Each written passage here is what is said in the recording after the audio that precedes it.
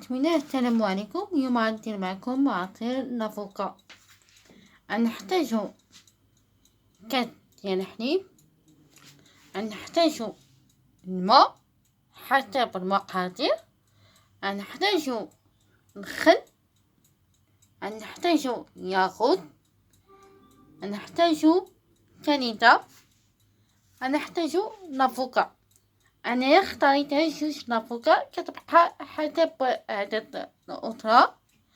أول حاجة اللي غندير غناخد هاد لافوكا، غنقطعها على جوج، غنحيد ليها النواه ديالها، ومن بعد غنرش عليها قليل من الخل باش ما تكحل ليا.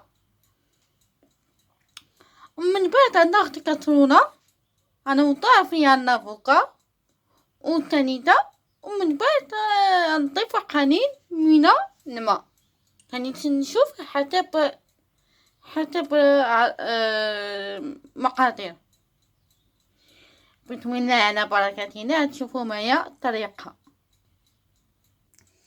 كما كتشوفوا. دابا انا قطعته على جوج. دابا نرش عليه الخل، اما كدير الخل او حامض، كتبقى اختيار حسب اللي متوفر عندك.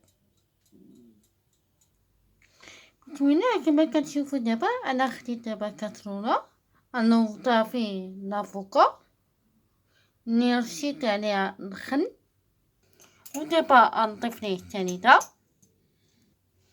ودابا درت ليه السنيده. دابا نخلي هاد العناصر فوق النار مهينه شويه، ما تكون مجهده، ما تكون عاوتاني خفيفه بزاف. بسم الله كما كتشوفوا. دابا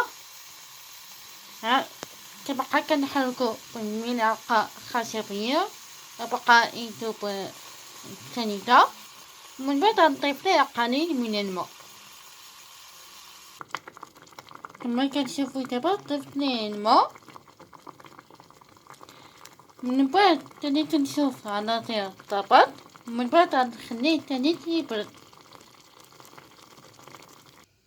دابا من بعد ما برد لينا لافوكا، دابا غنخويه في الآلة مونينيك. كما كتشوفوا انايا طحنتو ديك لافوكا اللي طيب. دابا نضيف ليها حليب كما كتشوفوا.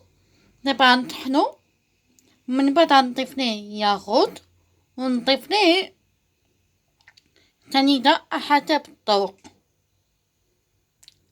انا دابا نضيف ليه ياغورت. بالنسبه للياغورت انا درت ياغورت بنكهه بيستاش.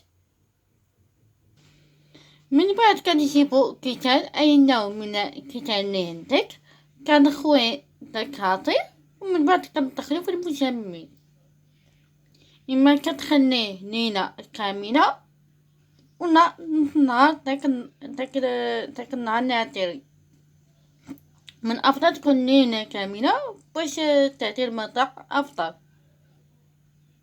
كما كتشوفوا انايا خويتو في كيسان، كتخويو بحال هذا لانه الغطا ديالو. ومن بعد دابا ندخلو في الثلاجة. وهنايا تانينا النهاية ديال الفيديو. يلا بصحة وراحة، كنتمنى تنال اعجابكم.